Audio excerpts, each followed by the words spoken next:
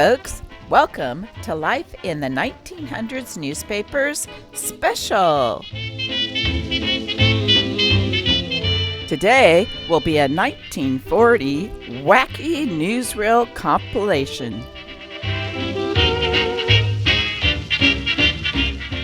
And we'll add some 1940s music to go with the newsreels. I want to be loved by only you, dear. I want to be thrilled by your caress. So take me in your arms and teach me happy. First up, Chicago. Cheer up, fellows. Summer will soon be here. And how? I'd gladly share. So press your lips to mine and let them linger there. I want the kind of romance that should be strong and equally as tender. I only ask for a chance to know the meaning of the word surrender. I want to be loved, so come and take me. I'm longing to find my dream come true. I want to spend the days and nights with only you. Down goes the bridge. The $6 million Tacoma steel span, over a year under construction. High above the Tacoma Narrows, human spiders risk their lives on the job of building one of the world's great suspension bridges.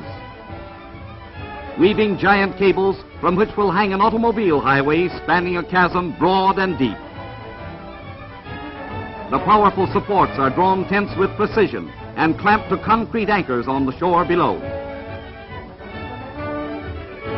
Thousands of tons of steel, mile upon mile of massive cables.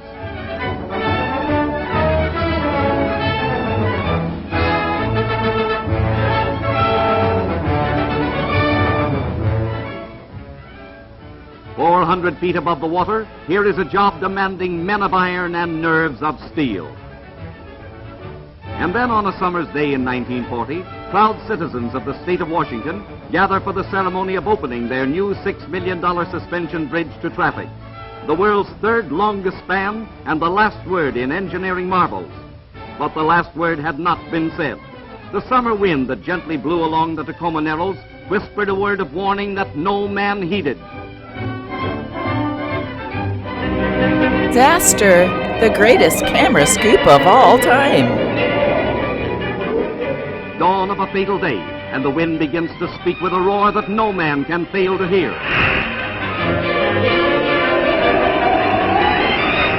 In a 40-mile-an-hour gale, the center span weaves like a ribbon in a swinging twist that you wouldn't believe possible unless you could see it as you do now. There's an automobile caught on the heaving roadway. The 11,000-ton center span twists and strains the giant cables that support it. Cables of 6,300 wire strands, each 17 inches thick. Startling and unbelievable camera record of the fatal collapse.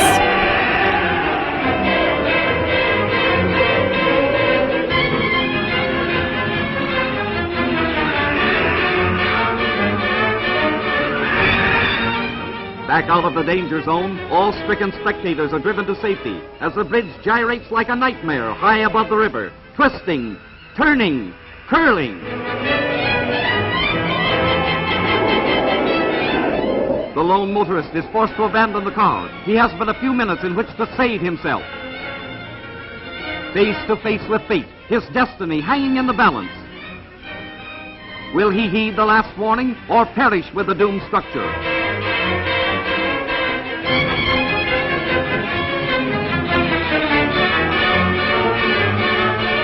But he saves himself by seconds.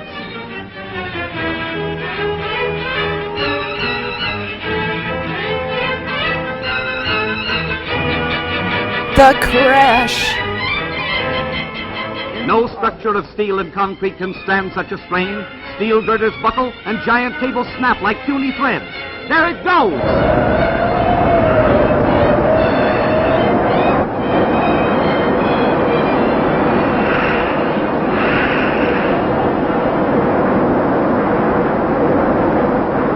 Engineers are divided as to the cause of the disaster. Some claim it was the use of solid girders. Others differ. But whatever the reason, Tacoma will rebuild. This time a bridge that will not provide a super thrill in the news.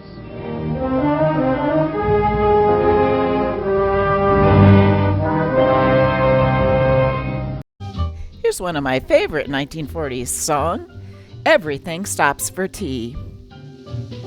Here's a silent newsreel about donuts in New York City, New York.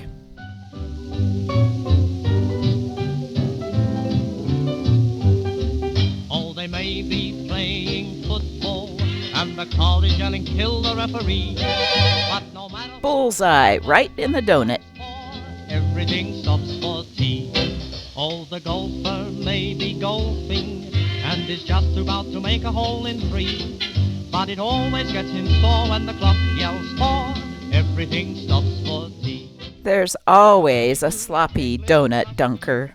And a stimulant for the brain. When you feel a little weary, a cup will make you cheery, and it's cheaper than champagne. Now I know just why French Here's the shy donut dunker. finished symphony. He might have written more, but the clock struck 4. Everything stops for tea. New York, exciting fashions for Dixie Resorts seen at preview.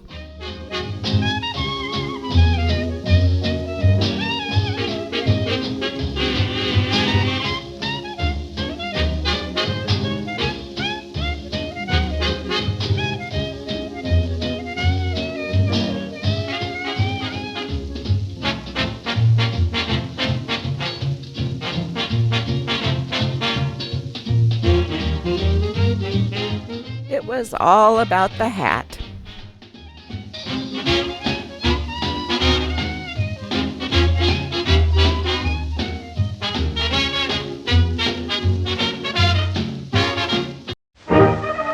They start 'em young in Southern California. At Sherman Oaks, physical education comes early to bright youngsters attending Lisa Bankson's guidance school. Kids from 2 to 12 years are entered in the Juvenile Academy for the Body Beautiful. They learn fast, as kids will do when properly taught. You might say they bend over backwards to please teacher. Flying saucer. Air Force uncovers model mystery ship.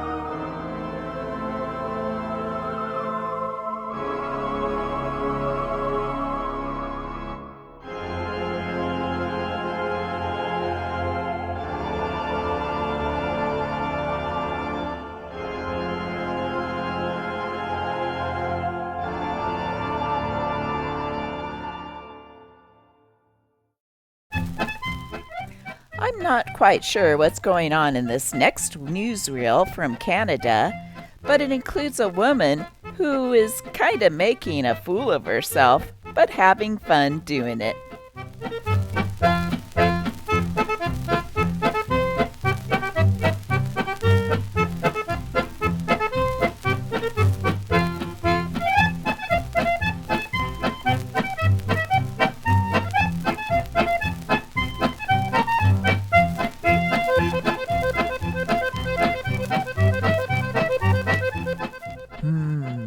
White women have no rhythm.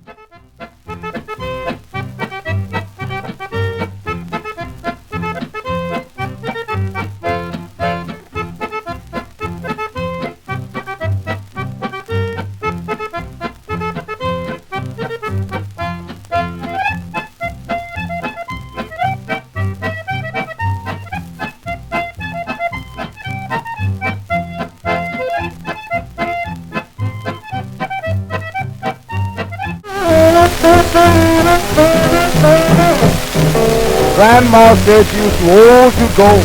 She listened in on the radio. Her feet got happy. She grabbed the dress. First thing she hollered, Jackie Robinson is a mess. Going, it's going. This time it's really gone.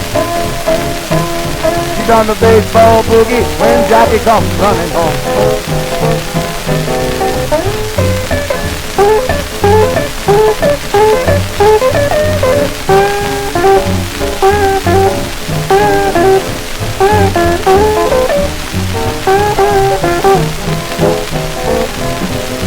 had a reunion in the park that day. Old and the young throwing their hats away. Paper boy hollering exit early in the morning. I can hear Gable blowing on his horn.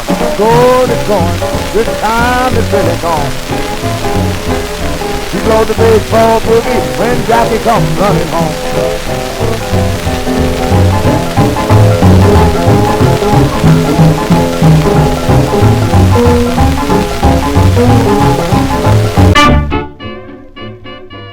Long Island, New York. Some clowning divers.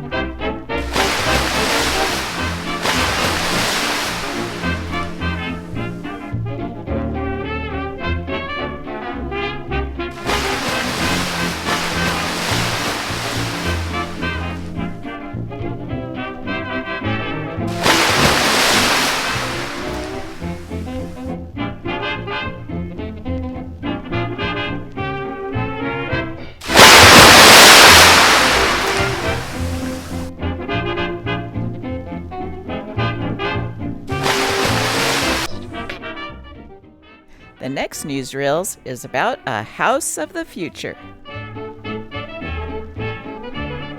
At Wichita, Kansas, in the very center of the United States, the housing problem brings out a circular dwelling built of aluminum and plastics. Instead of a foundation, this cornerless cottage is suspended from a central mast of stainless steel. The engineering principle, with the safety factor of a suspension bridge, permits new ideas like a revolving roof, which gives a complete change of air every 6 minutes. Using a model, the inventor shows how circular design makes the best use of floor space. Using new war-developed lightweight metals and prefabrication of parts by mass production, this home of living room, 2 bedrooms, 2 baths, and a kitchen can be economically produced and will contain a compact heating and air conditioning unit.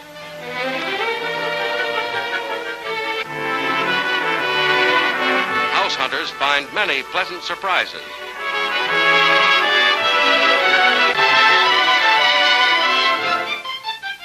The clothes closet appears with a flick of the finger. And a built-in dust-proof hat rack. But most interesting of all is the conveyor belt linen closet. Recessed in the wall, the press of a button rotates the conveyor shelves. A roundhouse may seem strange, but in a housing shortage, people are giving attention to all new ideas. For instance, here's a dining room. And here's the guest room. And very attractive, too. But most families seldom use the guest room, and the dining room is used for only a short time each day. Instead of letting all this usable space go to waste, wouldn't it be nice if the 2 rooms could be combined into one big recreation room? Well, they can, and in a jiffy. How's that for roominess? With a playroom like this for home movies or games, relaxation won't be any problem for the people in this house.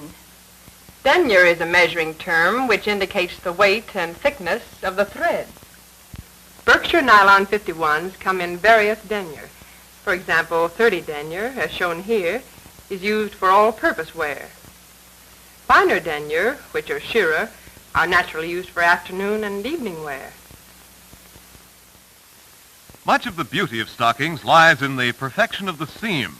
So the seams on the stockings are narrow, straight, and perfect, making even the loveliest legs look better. One of the most important parts of quality control is the testing department, where thread, partly finished, and finished stockings are subjected to many kinds of tests. Here, a friction test is being made to determine stocking wear. The Mullen tester is used to check the strength of the fabric. Pressure is applied gradually to the fabric, and at the bursting point, the pressure is automatically recorded. Berkshire stockings are lastingly lovely. Sheer beauty for legs that go walking, legs that go shopping, legs that go traveling, legs that go dancing. All encased in the sheer beauty that is Berkshire. Berkshire stockings for the loveliest legs in the world.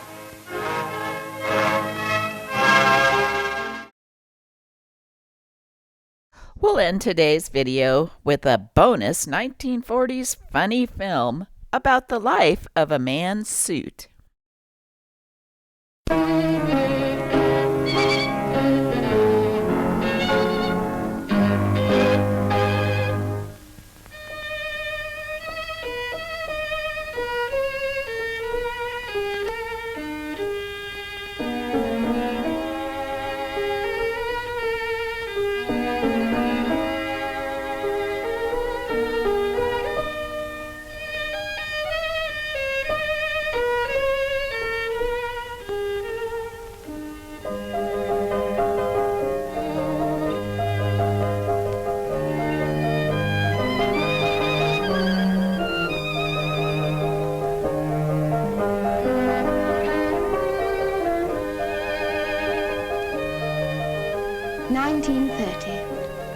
The year John and I were married.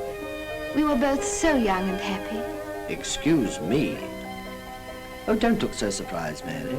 It's only the old suit speaking. You said we were both so young and happy. You mean, of course, all three of us. You're right. All three of us were young and happy. Yes. Do you remember the day I came off the peg? What a day that was. Poor old Biffin, you know, the salesman. He must have taken down hundreds of suits for you to look at. You didn't like any of them. Then you saw me.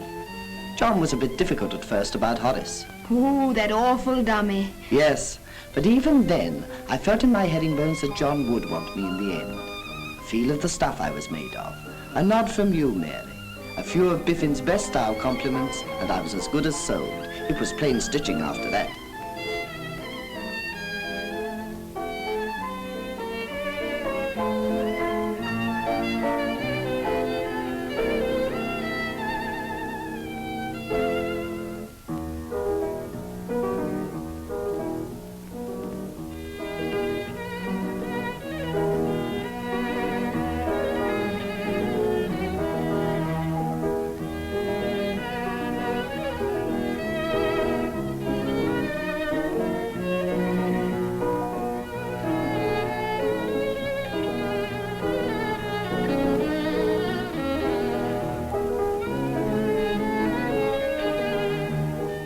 And so I left Horace and came to live with John.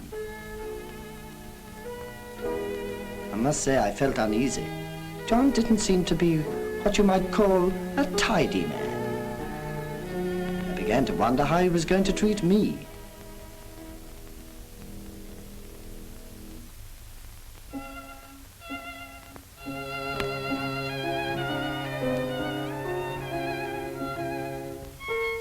I don't suppose you remember the day John was up for a new job, do you?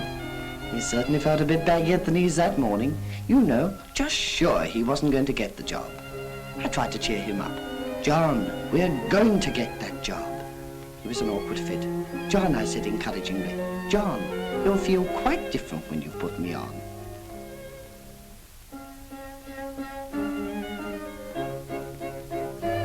Well, gradually he saw what I meant. How together we could do anything. Bit by bit, he got back his confidence, till in the end he was quite his old shape again.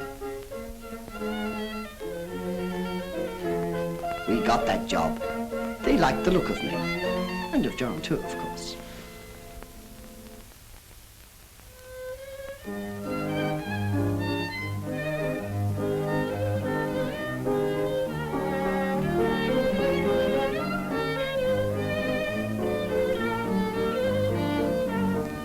We celebrated that night.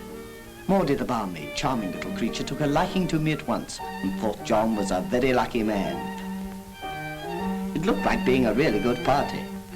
They drank to me and the new job. Then, bless my buttons, John spilled his beer down me. Oh, I wouldn't have minded so much if he hadn't been so casual about it. That was a bit too much. Arrgh, I growled. He didn't take any notice. John, I whispered. I didn't want the others to hear. Aren't you going to do something about that stain? It'll come out with a little lukewarm water and won't take a minute. All he seemed worried about was whether his friends had heard me. If it hadn't been for Maudie, I should have been in a pretty pickle. She called John a messy little boy who didn't deserve a nice new suit. He looked pretty silly. He was careful enough after that, but I knew there'd be more trouble.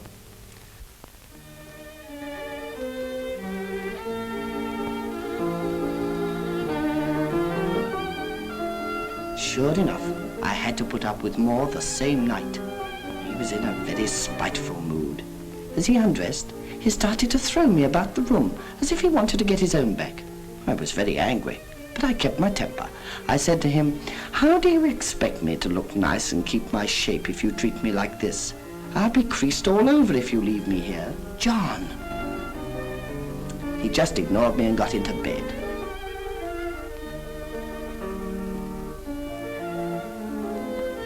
I felt pretty uncomfortable, I can tell you, crumpled and slighted.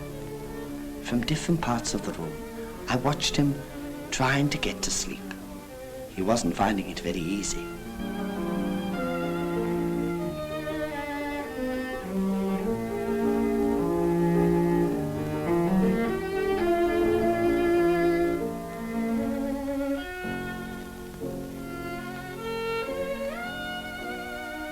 In the end, it was too much for him.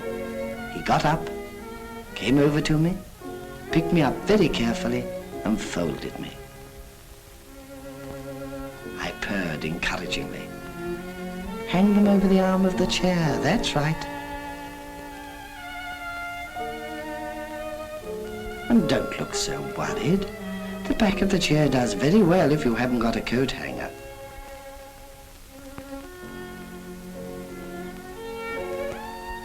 John was really friendly again. And so it ended, and we both went to bed tired but happy.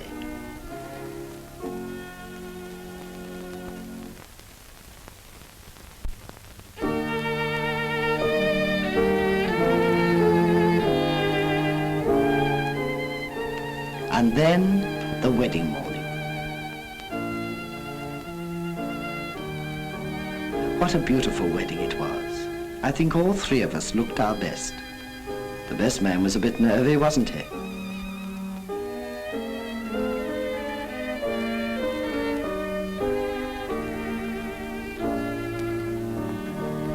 How happy were the years that followed.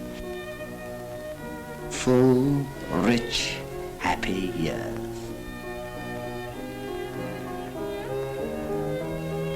What a change for John. And for me. Yes, and for me too. In fact, for all three of us.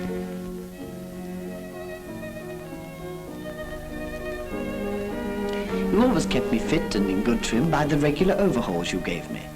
A frayed edge of a pocket or a loose button never escaped your watchful eye. And then those brushings with a special short-haired brush that removed all the little bits of dust and grit which hurt me and tried to wear me out. Then an occasional shake out of doors. But best of all, to lie out in the sun that kills our great enemy, the moth. And you always pressed me in the right way with firm, steady pressure. None of those dreadful to and fro movements that I've seen ruin so many suits. And when John was always wanting to be wearing me, I've so often heard you say to him, "No, John, you must wear your suits turn and turn about." I wasn't always there to keep an eye on him. No. He used to fill my pockets too full, make me baggy at the knees, stand on the bottom of my trousers, and even wipe his dirty hands on me. Fortunately, you were generally at hand, Mary, when things went wrong. For instance, when Baby used to smear her buttered rusk on me. You soon had the stain out with a piece of blotting paper and a hot iron.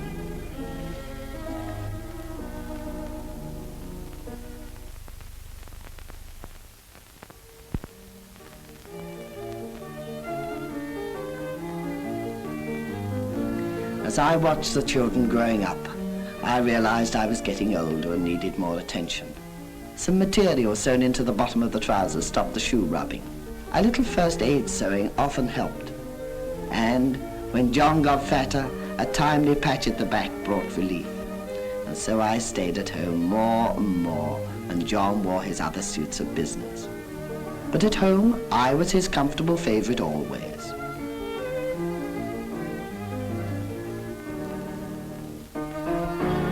And then came the war, and you and I and the children were left alone. John joined the army, and you decided to put me away for the duration. It felt a bit like going into the family vault. But somehow, I knew even then that I should be wanted again.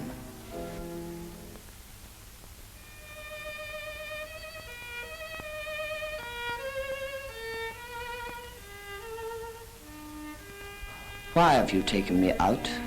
Well, listen to what John says. If the shortage is so bad now, why not cut up the old suit and make something out of it for young Anne and Hugh? I'm sure the old suit won't mind. Oh, I see. I hate doing this. I want to help. Mary? Yes? Will it hurt very much? I'll be very careful, I promise you. Well, let's start and I'll tell you what to do. First, remove all the buttons and fastenings. Then unpick all the seams, darts and plackets.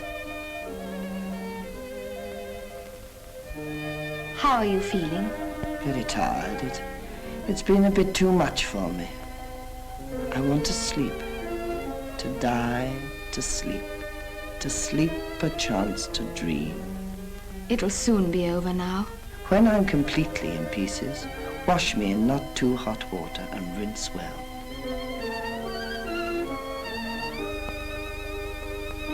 Then iron me, picking out all the little bits of thread left in the seams. I can leave the rest to you now.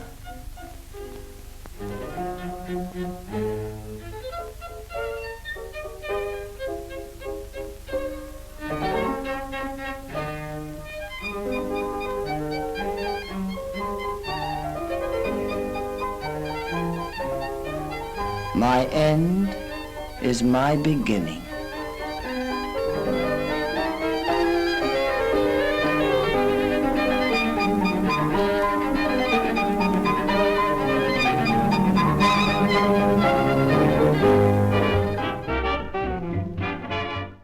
Farewell until next time.